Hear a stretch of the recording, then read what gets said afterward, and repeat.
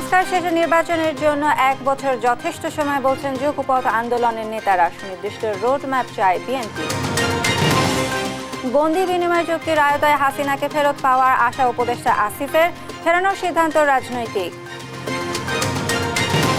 মিথ্যা মামলায় বাণিজ্যের কুষ্টিয়ায় ফাঁসছেন ব্যবসায়ী, চাকরিজীবী সহ নিরীহ মানুষ। জড়িত চক্রের বিরুদ্ধে ব্যবস্থার আশ্বাস। ঢাকা সহ উত্তরাঞ্চলে শীতের প্রকোপ আরও 3 দিন। বিপাকে নিম্ন আয়ের মানুষ, ঠান্ডাজনিত রোগে বাড়ছে হাসপাতালে। বাজারে নতুন আলু এলেও দাম এখনো চড়া। খরচ পুষিয়ে নিতে চায় কৃষক। লক্ষ্যে পড়ে আগেই আলু তোলার অভিযোগ। এবং সেন্ট কিটসে ধবলধোলায় বাংলাদেশ 321 রানের বিশাল সংগ্রহের পরও 4 উইকেটে পরাজিত টাইগাররা। অভিষিক্ত জাঙ্গুর সেঞ্চুরি।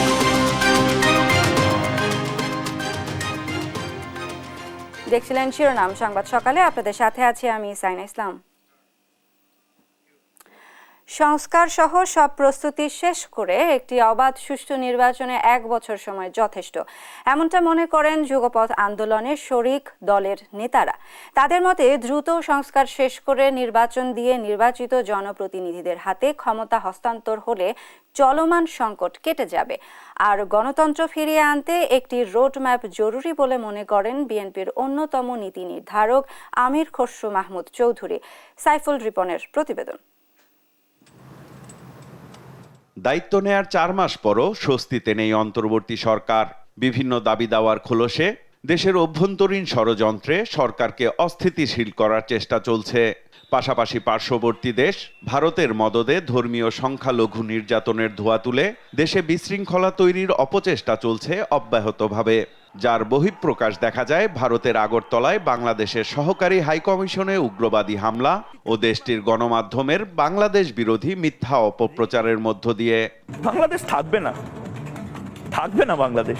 গণতন্ত্র পুনরুদ্ধারের যুগপৎ আন্দোলনের সমমনা রাজনৈতিক দলগুলোর নেতারা বলছেন, চলমান নানা সংকট নিয়ন্ত্রণে প্রয়োজন জনগণের প্রত্যক্ষ ভোটে নির্বাচিত সরকার। আর একটি অবাধ সুষ্ঠু নির্বাচন আয়োজনে সময় অপচয়ের সুযোগ নেই বলেও মত তাদের। আমরা দেখছি গত 4 মাসের অভিজ্ঞতায় সংকটটা কিন্তু আরো বাড়ছে। সরকারের আন্তরিকতা, সদিচ্ছা নিয়ে আমাদের প্রশ্ন নেই, কিন্তু তাদের দক্ষতা, যোগ্যতা, অভিজ্ঞতা এটা এক্ষেত্রে তো দুর্বলতা তো দেখা যাচ্ছে। নির্বাচনের শিডিউলটা ডিক্লেয়ার করবে নির্বাচন কমিশন, কিন্তু সেখানে অন্তর্বর্তী সরকারকে তাদেরকে তো মেসেজটা বলতে হবে যে আমরা 2025 সালের মধ্যে আমরা নির্বাচন করে আমরা আসলে বেরিয়ে যেতে চাই। যত দ্রুত সম্ভব একটা অবাধ, নিরপেক্ষ, বিশ্বাসযোগ্য নির্বাচনের মধ্য দিয়ে যদি আমরা একটা পলিটিক্যাল গভর্নমেন্ট যদি এখানে তৈরি করতে পারি, আমার মনে হয় যে চারিপাশের যে সংকট এগুলো তুলনামূলকভাবে এটাকে অ্যাড্রেস করা, সমাধান করাটা সহজ হয়। যৌক্তিক সময়ে অবাধ সুষ্ঠু নির্বাচনের পরিবেশ তৈরিতে এখনো অন্তর্বর্তী সরকার কার্যকরী উদ্যোগ না নিতে পারায় অনেকটাই হতাশ নাগরিক ঐক্যের সভাপতি মাহমুদুর রহমান মান্না।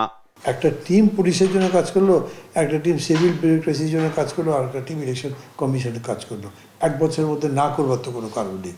হ্যাঁ, কেউ যদি বলে ইলেকশন একেবারে ভোটার লিস্ট করবো, তার জন্য তো সময় নেবে, সেটাও একটা ব্রাঞ্চ করেন। এতগুলো মানুষ আছে বসে বসে কী করতে, এটা পারবে না, তা তো কোনো কথা না। আমি মনে করি, আমি জানি না কেন এই অ্যাডমিনিস্ট্রেটিভ সেট আপের ক্ষেত্রে এই গভর্নমেন্ট অত এফিসিয়েন্সির পরিচয় দিতে পারছে না। ভবিষ্যতে দেশে একটি শান্তিপূর্ণ ক্ষমতা হস্তান্তরের প্রক্রিয়া নিশ্চিতে সুনির্দিষ্ট রোডম্যাপ জরুরি বলে মনে করেন বিএনপির অন্যতম নীতি নির্ধারক আমির খসরু মাহমুদ চৌধুরী। এটার সাথে আগামী দিনের যে ট্রানজিশন, পিসফুল ট্রানজিশন যেটা হবে, সেটা তো একটা সুনির্দিষ্ট রূপরেখা থাকতে হবে, তাই না? এটা তো রোডম্যাপ থাকতে হবে। সুতরাং সেটা তো প্রত্যাশিত, সেটা সবাই প্রত্যাশা করতে, এবং যত তাড়াতাড়ি সম্ভব সেটা করতে হবে। তা না হলে একটা জাতি, দেশ কোথায় যাচ্ছে, দেশের মানুষ, বিদেশের স্টেক হোল্ডার যারা আছে, সকলকে সেই রূপরেখাটা ক্লিয়ার হতে হবে। তো সে একটা টাইম ফ্রেম তো সকলের কাছে জানা থাকতে হবে। এখনও পর্যন্ত সেটা অজানা রয়ে গেছে। সুতরাং এটা যত তাড়াতাড়ি সম্ভব এই বিষয়টা ক্লিয়ার হওয়া দরকার। সাইফুল রিপন, দেশ টিভি, ঢাকা। বন্দি বিনিময় চুক্তির আওতায় যথাসময়ে শেখ হাসিনাকে ভারত ফেরত দেবে বলে আশা করছেন স্থানীয় সরকার উপদেষ্টা আসিফ মাহমুদ সজীব ভুঁইয়া। দেশটিতে বসে বিদ্বেষমূলক বক্তব্য দেয়া থেকে বিরত রাখতে ভারত সরকার ব্যবস্থা নেবে বলেই মনে করেন তিনি। এদিকে সাবেক প্রধানমন্ত্রী শেখ হাসিনাকে দেশে ফেরানোর বিষয়টি আন্তঃমন্ত্রণালয় এবং রাজনৈতিক সিদ্ধান্ত বলে জানান পররাষ্ট্র সচিব জসিমউদ্দিন। নিয়াজ মোরশেদকে সঙ্গে নিয়ে জান্নাতুল মোহনার প্রতিবেদন। 5 আগস্টের পর ভারত বাংলাদেশ সম্পর্কে টানাপোড়েনের লাগাম টানতে 9 ডিসেম্বর একদিনের সফরে ঢাকায় আসেন ভারতের পররাষ্ট্র সচিব বিক্রম মিশ্রি। তার এই সফর দুই দেশের সম্পর্ক পুনর্মূল্যায়ন ও নতুন যাত্রা শুরু বলে মন্তব্য করেছেন পরিবেশ উপদেষ্টা। ভারতের সাথে তাদের যে পররাষ্ট্র সচিব এসেছিলেন সেখানে সম্পর্কটা পুনর্মূল্যায়নের এবং নতুন করে যাত্রা শুরুর একটা প্রক্রিয়া শুরু হয়েছে। ভারতে বসে সাবেক প্রধানমন্ত্রী শেখ হাসিনার বক্তব্য দেওয়া বন্ধে দেশটির সরকার ব্যবস্থা নেবে বলে মনে করেন স্থানীয় সরকার উপদেষ্টা। বন্দি বিনিময় চুক্তির আওতায় ভারত তাকে ফেরত দেবে বলে আশাও জানান তিনি। ভারতের পররাষ্ট্র সচিবকে বলা হয়েছে এবং তিনি সেটা ভারতে উত্থাপন করেছেন। আমরা আশা করি যে ধরনের কোনো বিদ্বেষমূলক বক্তব্য প্রচারে ভারত তাকে বাধা দেবে এবং যথাসময়ে বাংলাদেশের সাথে ভারতের যে বন্দি বিনিময় ট্রিটি আছে সেই ট্রিটি অনুযায়ী তাকে বাংলাদেশে ফেরত দেওয়া হবে। এদিকে তিমুর লেস্তে রাষ্ট্রপতির আগমন নিয়ে এক ব্রিফিংয়ে পররাষ্ট্র সচিব জানান শেখ হাসিনাকে কবে ফিরিয়ে আনা হবে সে সিদ্ধান্ত রাজনৈতিক। এটা আন্তঃমন্ত্রণালয় বিষয়ক একটা বিষয় এবং এটা একটি রাজনৈতিক সিদ্ধান্তের বিষয় এবং পররাষ্ট্র মন্ত্রণালয়ে যখন এই অনুরোধ আসবে তখন আমরা তার পরবর্তী প্রক্রিয়াটা শুরু করব। ভারতে আটক বাংলাদেশি নাবিকদের ফিরিয়ে আনতে ব্যবস্থা নেওয়ার কথাও জানান পররাষ্ট্র সচিব। জান্নাতুল মোহনা, দেশ টিভি, ঢাকা। শেখ হাসিনার কোনো বক্তব্যকেই সমর্থন করে না ভারত। দেশটির পররাষ্ট্র মন্ত্রণালয়ের সংসদীয় স্থায়ী কমিটিকে একথা জানান ভারতের পররাষ্ট্র সচিব বিক্রম মিশ্রি। বলেন, বাংলাদেশের সঙ্গে ভারতের সম্পর্ক কেবল একটি রাজনৈতিক দল বা সরকারের মধ্যে সীমাবদ্ধ নয়। লুৎফর কবিরের রিপোর্ট।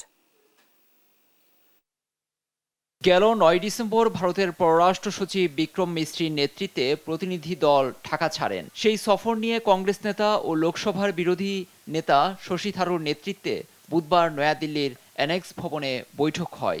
দুদেশের চলমান সংকট নিয়ে ঢাকায় অন্তর্বর্তী সরকারের সঙ্গে তার যে আলোচনা হয়েছে এবং ভারতের অবস্থান কি তা তুলে ধরেন বৈঠকে। ভারতে বসে শেখ হাসিনা বিবৃতি ও আপত্তিকর মন্তব্য করে যাচ্ছেন, এ বিষয়ে মিস্ত্রি বলেন তার বক্তব্যকে কোনোভাবেই সমর্থন করে না নয়াদিল্লি। বাংলাদেশের অন্তর্বর্তী সরকার নিয়ে ক্ষমতাচ্যুত প্রধানমন্ত্রী শেখ হাসিনার সমালোচনা ভারত সমর্থন করে না। এসব নিয়ে দুদেশের সম্পর্কে অস্বস্তিকর পরিস্থিতি রয়েছে। শেখ হাসিনা তার মন্তব্যের জন্য ব্যক্তিগত যোগাযোগ ডিভাইস ব্যবহার করছেন। এ সংক্রান্ত তাকে কোনো প্ল্যাটফর্ম বা সুযোগ সুবিধা দেওয়া হয়নি, যা দিয়ে ভারতের ভূখণ্ডে বসে রাজনৈতিক কর্মকাণ্ড চালাতে পারেন। বৈঠকে পররাষ্ট্র সচিব মিশ্রি আরও বলেন, ঢাকায় সফরকালে তিনি অন্তর্বর্তী সরকারকে জানিয়েছেন বাংলাদেশের সঙ্গে ভারতের সম্পর্ক কোনো একক রাজনৈতিক দল বা একটি সরকারের মধ্যে সীমাবদ্ধ নয়। বাংলাদেশের জনগণের সঙ্গে সম্পর্ককে গুরুত্ব দিয়ে থাকে নয়াদিল্লি। ব্রিফিংয়ে উপস্থিত ছিলেন ভারতের প্রায় 22 জন সংসদ সদস্য। পররাষ্ট্র সচিব তাদের জানান, বাংলাদেশের সংখ্যালঘু সম্প্রদায়ের উপর সহিংসতার যে অভিযোগ ছিল তাতে উদ্বিগ্ন ভারত। যদিও সহিংসতার ঘটনায় অনেকে গ্রেফতার হয়েছেন, বিষয়টিকে ইতিবাচকভাবেই দেখছে নয়াদিল্লি। কিছু গণমাধ্যমে মিথ্যা তথ্য ছড়ানো হচ্ছে বলেও তুলে ধরেন ভারতের পররাষ্ট্র সচিব। লুৎফর কবির, নিউজ ডেস্ক, দেশ টিভি।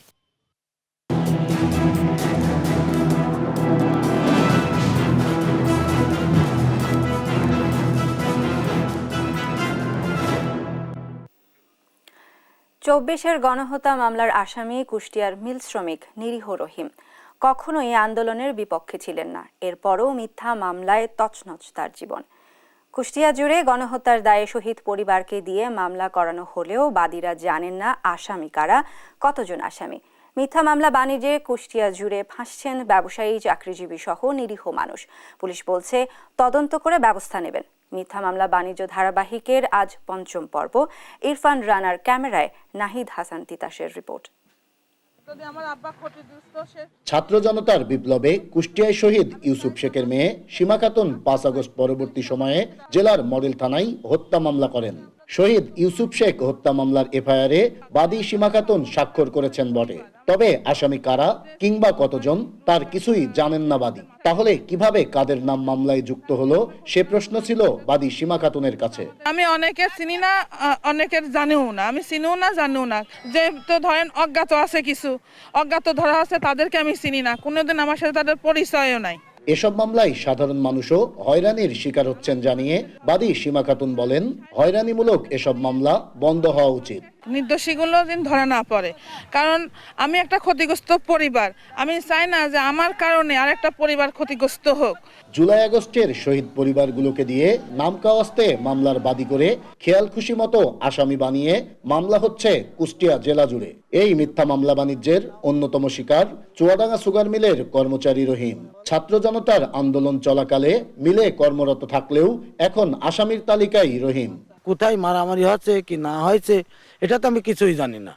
আবার যে আমার এই মামলার বাদী হয়েছে তাকেও আমি চিনি না। ঢালাও এসব মামলায় বাণিজ্যের অভিযোগও রয়েছে অসংখ্য। অভিযোগ রয়েছে ব্যবসায়ী, চাকরিজীবী সহ নিরীহ মানুষদের মামলায় ফাঁসিয়ে চাঁদাবাজি করছে একটি মহল। আমি তো মনে করেন কোনো দলের সাথে সম্পৃক্ত নাই, আমার কোনো পোস্ট নাই, পদবি নাই, আমি কোনো ছবি ভাইরাল নাই, তাহলে আজকে আমি ধরেন মামলার শিকার। শুধু ঢুকাইয়ে ক্ষান্ত হয়নি, মামলাতে দেয়াই ক্ষান্ত হয়নি, তারা কিছু টাকা পয়সারও দাবি করছে ফোন মারফত বা বাইদা বাই, যে টাকা পয়সা দিলে এটা আমরা ঠিক করে দেব।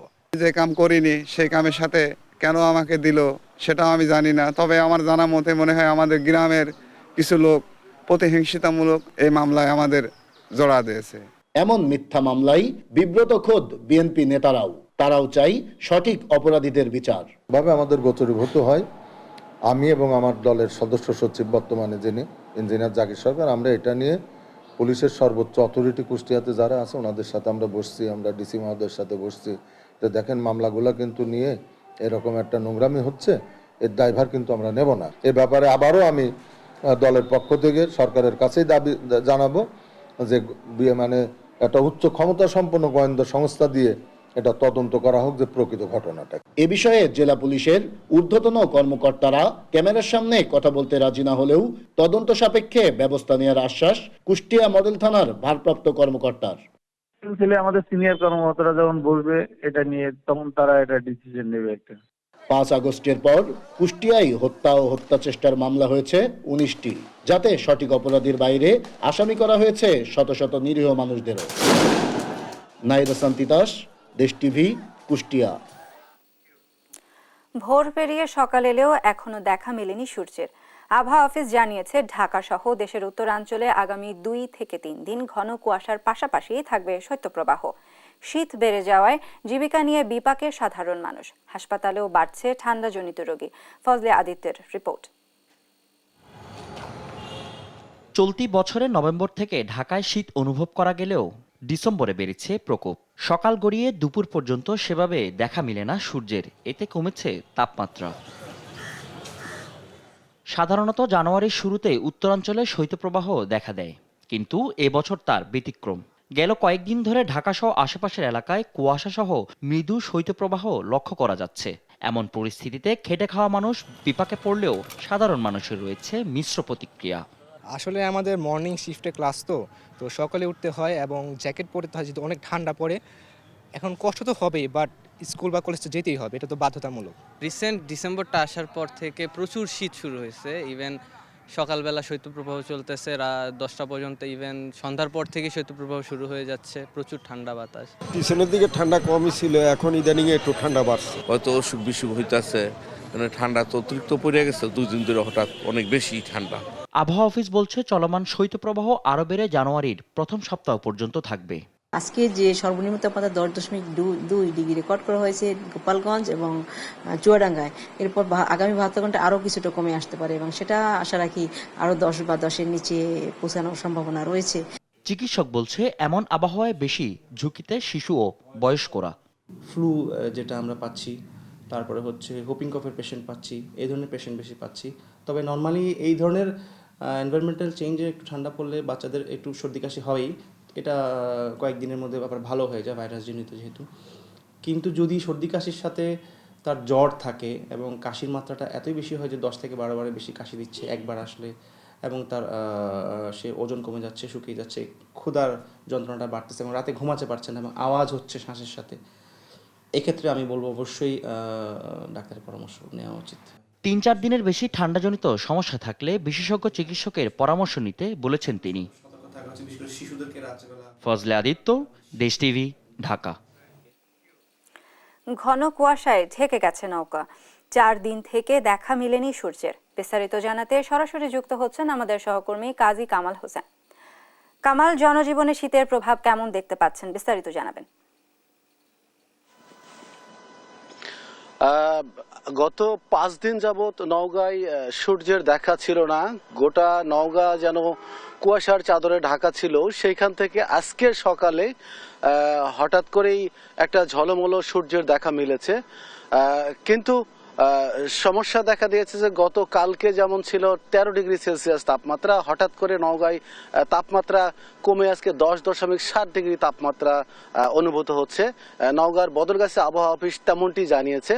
অর্থাৎ তাপমাত্রা বলছে যে নওগাঁয় হাড় কাঁপানো শীত অনুভূত হচ্ছে, যার ফলে গত কদিন যাবৎ যেমন শ্রমজীবী মানুষরা তাদের মাঠে ফিরতে পারেনি, কর্মজীবী মানুষরা কাজে ফিরতে পারেনি, ঠিক তেমনই অবস্থা আজকেও বিরাজ করছে যে কনকনে শীতের কারণে শ্রমজীবী বা কর্মজীবী মানুষরা তাদের মাঠে বা কাজে ফিরতে খুবই কষ্ট অনুভব করছে। সবচাইতে ভয়াবহ যে ব্যাপারটি ছিল যে গত 5 দিনে কুয়াশার কারণে নওগাঁয় প্রায় 60টি জীবন ঝরে গেছে, অর্থাৎ সড়ক দুর্ঘটনায় 60টি প্রাণ ঝরে গেছে শুধুমাত্র ঘন কুয়াশার কারণে। সেইখান থেকে অন্তত একটু আশার বাণী আমরা শুনতে পারি যে আজকের ঝলমলো আবহাওয়ার কারণে অন্তত এই কদিনের যে ভয়াবহ সড়ক দুর্ঘটনাগুলো চলছিল সেইটা অন্তত হবে না। আমি একেবারে মাঠে রয়েছি গ্রামীণ মাঠে, যে মাঠে সকাল থেকে কৃষিজীবী মানুষরা কাজ করতে আসার কথা, কিন্তু কনকনে ঠান্ডার কারণে মানুষ বা কোনো কৃষক মাঠে আসতে পারেনি। আমি আজকে কিছু সকালে নওগাঁ সিভিল সার্জনের সাথে কথা বলেছি, ডাক্তার নজরুল ইসলাম। তিনি যেটি জানিয়েছেন যে এই শীতের এই প্রভাবের কারণে তার পরামর্শ যেটি হচ্ছে নওগাঁবাসীর জন্য যে বৃদ্ধ এবং শিশু যারা আছেন তারা সকালবেলা যেন শীতের কাপড় না পরে অযথাই বাইরে বের না হয়। তিনি এই মেসেজটি দিয়েছেন এবং তিনি বলেছেন যে যদি হঠাৎ করেই এই শীতজনিত কোনো রোগে কেউ আক্রান্ত হয় তাহলে দেরি না করে তাকে দ্রুত সংশ্লিষ্ট হাসপাতালে নিয়ে যাওয়ার তিনি পরামর্শ দিয়েছেন। আর বিশেষ করে আমি গত কদিনের হাসপাতালে যে চিত্র আপনাকে যদি বলতে চাই তাহলে বলবো যে নওগাঁর জেলা সদর সহ উপজেলা স্বাস্থ্য কমপ্লেক্সের প্রত্যেকটি হাসপাতালে শীতজনিত রোগীর সংখ্যা ব্যাপক হারে বেড়ে গেছে এবং তাদের জায়গা দেওয়ার জায়গা নেই এবং তাদের সাধারণত এই সর্দি কাশি সহ আমাশা জাতীয় এবং ডায়রিয়া জনিত রোগীর সংখ্যা সাধারণত বেড়ে গেছে। আমি নওগাঁর ছিন্নমূল মানুষদের আমি কিছু মার্কেটে ঘুরে দেখেছি, সেখানে দেখেছি যে বিশেষ করে পুরনো কাপড়ের যে বাজারগুলো সেই বাজারগুলোতে ব্যাপক ভিড় লক্ষ্য করা গেছে। বিশেষ করে যারা গরিব এবং খেটে খাওয়া মানুষ তারা তাদের শীত নিবারণের জন্য এই সব মার্কেটে তারা ভিড় জমিয়েছে। তো নওগাঁ থেকে শীত নিয়ে এই ছিল আমার কাছে সর্বশেষ। ধন্যবাদ কাজী কামাল হোসেন। নওগাঁ থেকে শীত পরিস্থিতি নিয়ে জানাচ্ছিলেন আমাদের সহকর্মী কাজী কামাল হোসেন। নীলফামারীতে মাঠে মাঠে আগাম আলু তোলার ধুম, তবে দাম এখনো চড়া। কৃষকরা বলছেন সার কীটনাশক ব্যবসায় সহ উৎপাদন খরচ বেশি হলেও ভালো লাভের আশায় আছেন তারা। এদিকে কৃষি বিভাগ বলছে এবার আগাম আলু উৎপাদন লক্ষ্যমাত্রার বেশি হয়েছে। মামুনার রশিদ মিঠুর প্রতিবেদন, জানাচ্ছেন আপন আপু। চলছে আগাম আলু তোলার মহোৎসব। উৎপাদন খরচ উঠিয়ে ভালো লাভের আশায় তড়িঘড়ি করে আলু তুলছেন কৃষকরা। আগাম আলু চাষে খ্যাত উত্তরের জেলা নীলফামারীর কয়েকটি উপজেলায় ফসল তোলায় ব্যস্ত কৃষকরা। সারাদিন আলু তুলে তা পরিষ্কার করে পাঠানো হয় বাজারে। এবার নীলফামারীতে চাষ হয়েছে 7, বগুড়ার রোমানা সহ বেশ কয়েকটি জাতের আলু। প্রতি কেজি নতুন আলু জমিতে বিক্রি হচ্ছে 55 থেকে 60 টাকায়। স্থানীয় বাজারে খুচরা দাম পড়ছে 60 থেকে 65 টাকা। তবে ঢাকা সহ দেশের বিভিন্ন জেলায় বেচাকেনা চলছে 70 থেকে 80 টাকা কেজি দরে, তবে কোথাও কোথাও তারও বেশি। কৃষকরা বলছেন এবছর বীজ, সার ও কীটনাশকের দাম বেশি থাকায় বিঘা প্রতি খরচ হয়েছে 50 থেকে 55 হাজার টাকা। উৎপাদন খরচ পুষিয়ে নিতে ভালো দামের আশা করছেন তারা। এবার বীজ বা সারের দাম বেশি, তারপরও গৃহস্থরা ভালো পয়সা পাইতেছে। আলুর ফলন কম হয়েছে, মোটামুটি যেটা দাম পাইছি ওতে যথেষ্ট পরিমাণ ভালো হয়েছে। বীজের দাম বেশি গেল, অনেক বেশি, সারের দাম বেশি, কীটনাশক সারের দাম বেশি, যার জন্য কৃষকরা একটু পোষাচ্ছে কম। গতবার যখন দাম কম ছিল ফলনটা বেশি ছিল, এবার ফলন 1 বিঘার মাটির হাইয়েস্ট 7 থেকে 800 কেজি আলু। ব্যবসায়ীরা জানান এখনো পুরোপুরি বাজারের চাহিদা মেটাতে পারেনি এই নতুন আলু, তবে পুরো দমে উত্তোলন শুরু হলে দাম আরো কমবে। আলু আজকের বাজার 72-73 টাকা, আগামীকালকে ছিল 75 টাকা। সামনে 2-1 দিনে আরো বাজার কমার সম্ভাবনা রয়েছে। গতবারের তুলনায় আলুর চাহিদা বর্তমান বেশি, আলুর চাহিদা বেশি কিন্তু ফলন কম। কৃষি বিভাগ বলছে গেল বছরের তুলনায় এবছর উৎপাদন খরচ বেড়েছে, তাই ভালো লাভের আশায় পরিপূর্ণ হওয়ার আগেই অনেকে বাজারে তুলছেন নতুন আলু। হেক্টর প্রতি যেটা ফলন 8.5 টন পর্যন্ত আমরা দেখতেছি, 8.9 টন পার হেক্টর। অথচ এই আলুটাই যখন আমরা মানে পুরো সময় ধরে মাঠে রাখবো, এটা কিন্তু 20 টন, 22 টন, 25 টন হয়ে যায়। তো যেহেতু আগাম আলু, ফলন কম হলেও এর দামটা যেহেতু বেশি, আলটিমেটলি কৃষক লাভবান হয় বেশি। এবছর আগাম আলু চাষের লক্ষ্যমাত্রা ধরা হয়েছিল 7,800 হেক্টর জমি। নিউজ ডেস্ক, দেশ টিভি। খেজুর গাছের গলায় মাটির হাড়ি, তাতেই সংগ্রহ করা হচ্ছে মিষ্টি রস। এ যেন শীত মৌসুমের এক মহা উৎসব। রস দিয়ে তৈরি হচ্ছে গুড়, আর সেই গুড় দিয়েই তৈরি হচ্ছে পিঠাপুলি। শীতের দারুণ কিছু মুহূর্ত ধারণ করেছেন সহকর্মী সালাউদ্দিন সাগর, জানাচ্ছেন সালমা জাহান। কুয়াশা ভেদ করে পূবের আকাশে উকি দিচ্ছে সকালের সূর্য, ঘাসের উপর শিশির কণার ঝিলিক। এরই মধ্যে বেরিয়ে পড়েছেন গাছিরা, সংগ্রহ করতে হবে তাজা রস। হাড়ি ভরা রস কাঁধে করে মেঠো পথ ধরে চলে যান নিজ বাড়ির উঠোনে। এরপর গুড় বানানোর পালা। রস ঢালা হয় বড় এক পাত্রে। দীর্ঘ সময় জাল দেওয়ার পরেই গাঢ় হয় রস, প্রস্তুত মাটির পাত্র। সেখানেই জমা হয় শীতের অন্যতম অনুষঙ্গ, লালি গুড়, পাটালি গুড়, আরও কত নাম। আগের দিন গাছ কাটা হয়, গাছ কাটার পরে সকালবেলা ভাড়ে করে রস বাড়ি নিয়ে আসা হয়। নিয়ে আসার পরে তাবাল আকার পারে দিয়ে রসটা ছেঁকে তাবালে তুলে দেওয়া হয়। তুলে দেওয়ার পরে রসটা জ্বালায়ে গুড় তৈরি। 200-250 ভাগ গুড় তৈরি করি। শহরের লোক আসে, আমরা ভেজাল দিই না, শহরের লোক কিনতে আসে আমাদের বাড়ি। এদিকে নতুন চালের গুঁড়া আর রস দিয়ে চলছে পিঠা বানানোর ধুম। উনুনের চারিদিকে অপেক্ষা পিঠা প্রেমীদের, যেন সবার মাঝে উষ্ণতা ছড়াচ্ছে পিঠাপুলি। আমার নাচ ছেলেরা এসে, পোতা ছেলেরা বাইরে থাকে, এরা পিঠে খাতে এসে, তাই আমি পিঠে বানাচ্ছি। আমরা যশোর থেকে আইছি, দাদি বাড়ি আইছি, রসের পিঠে খেতে আইছি। প্রত্যেক বছরই আসা হয়। আমরা গ্রামে ছুটে আসছি রসের পিঠে খাওয়ার জন্য। আসলে এ ধরনের পিঠা তো শহরের অঞ্চলে সেভাবে পাওয়া যায় না। বাংলার ঘরে ঘরে এ আনন্দ ঐতিহ্য টিকে থাকুক আরও 1000 বছর। নিউজ ডেস্ক, দেশ টিভি। আন্তর্জাতিক খবর। মংরু শহরের বাইরে জান্তার সর্বশেষ সীমান্ত ঘাঁটি নিয়ন্ত্রণে নেওয়ার দাবি করেছেন রাখাইন আর্মি। তাদের হাতে বন্দী হয়েছেন সামরিক জান্তার এক জেনারেল সহ কয়েকশো সৈন্য। আটক জেনারেল সহ জান্তার সৈন্য ঘাঁটি থেকে জব্দ করা অস্ত্র ও গোলা বারুদের ছবি প্রকাশ করেছেন সশস্ত্র বিদ্রোহী গোষ্ঠীটি। এ নিয়ে বিস্তারিত থাকছে রায়হান কবির শুভ্রর ডেস্ক রিপোর্টে। দীর্ঘ 55 দিনের লড়াই শেষে মিয়ানমারের বাংলাদেশ সীমান্তবর্তী মংরু শহর পুরোপুরি দখলে নিয়েছে আরাকান আর্মি। ঘাঁটিটির পতনের পর পালিয়ে যায় সরকারি সেনা সহ অন্যরা, কিন্তু পালানোর পরও অন্তত 80 জন রোহিঙ্গা বিদ্রোহী, সরকারি সৈন্য ও জান্তার মিলিটারি অপারেশন কমান্ড 15 এর কমান্ডার ব্রিগেডিয়ার জেনারেল থুরেনতুনকে আটক করে আরাকান আর্মি। স্থানীয় সময় বুধবার এ তথ্য জানায় মিয়ানমারের সংবাদ মাধ্যম ইরাবতী। এদিকে আরাকান আর্মি বলছে বর্ডার গার্ড পুলিশ ব্যাটালিয়ন সদর দপ্তরে লড়াইয়ের সময় 450 জনেরও বেশি সরকারি সৈন্য নিহত হয় এবং জব্দ করা হয় প্রচুর অস্ত্র ও গোলাবারুদ।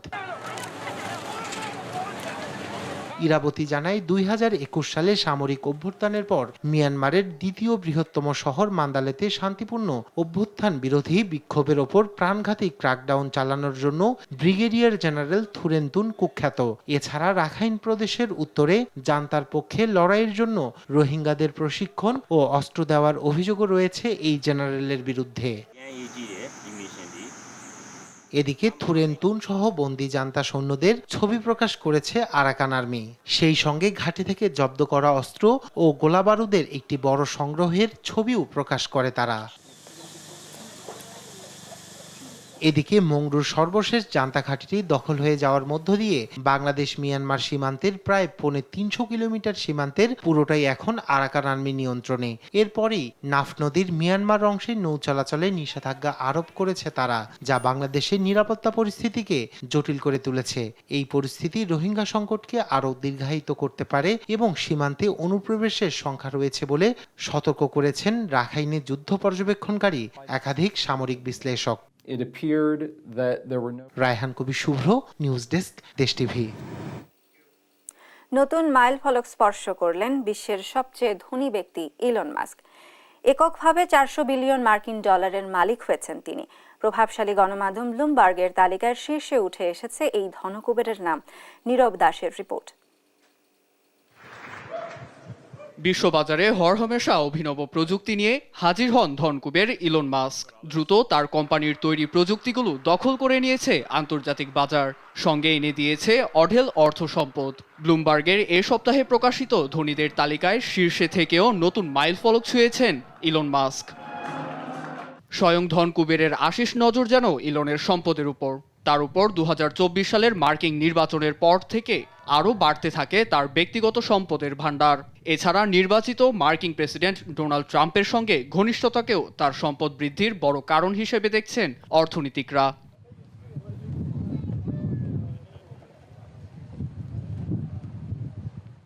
ধনকুবের ইলন মাস্ক টেসলা এবং স্পেস এক্সের প্রধান নির্বাহী পরিচালক। এছাড়া সামাজিক যোগাযোগ মাধ্যম এক্সের কর্ণধার, একই সাথে ভেঞ্চার্স, নিউরোলিঙ্ক, এক্সএআই এবং বোরিং কোম্পানির প্রধান নির্বাহী পরিচালক। 20 জানুয়ারি ট্রাম্প প্রশাসন দায়িত্ব নেয়ার পর ভিভেক রামাস্বামীর সঙ্গে সরকারের গুরুত্বপূর্ণ পদেও দেখা যাবে তাকে।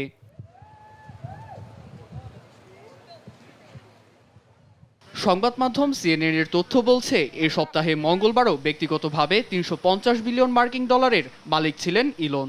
তবে কয়েকদিনের ব্যবধানে তার রকেট কোম্পানি স্পেস এক্সের বাজার মূল্য এক লাফে $20 মিলিয়ন বেড়ে যায়। এদিকে বুধবার বাজারে টেসলার শেয়ার 424.77 বিলিয়নে পৌঁছায়। এতে কোম্পানির সঙ্গে ব্যক্তিগত তহবিলেও মোট অঙ্ক যোগ হয় এ ধনকুবেরের। তবে এত কিছুর পরেও গত সপ্তাহে টেসলার $101 বিলিয়ন মূল্যের প্যাকেজটি অনুমোদন দেয়নি ডেলওয়ার কোর্ট। আসন্ন দিনগুলোতে ধনকুবের ইলন অর্থ উপার্জনের আরও পথ নিয়ে হাজির হবেন বলেই মত অর্থনীতিকদের। নীরব দাস, নিউজ ডেস্ক, দেশ টিভি।